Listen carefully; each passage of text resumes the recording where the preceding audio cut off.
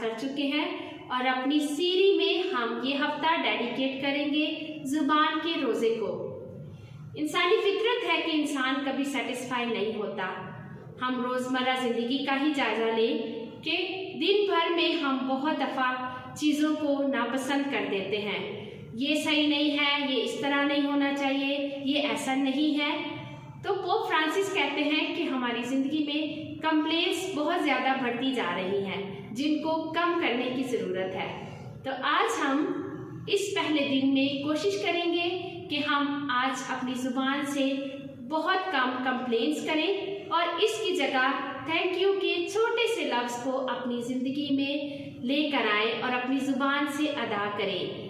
ये शुक्रगुजारी का लफ्ज़ हम सबसे पहले खुदा की पाक ज़ात के लिए कर सकते हैं, उसकी दी हुई तमाम तर ज़िंदगी की नेमतों के लिए, ज़िंदगी जैसे तोहफे के लिए, और फिर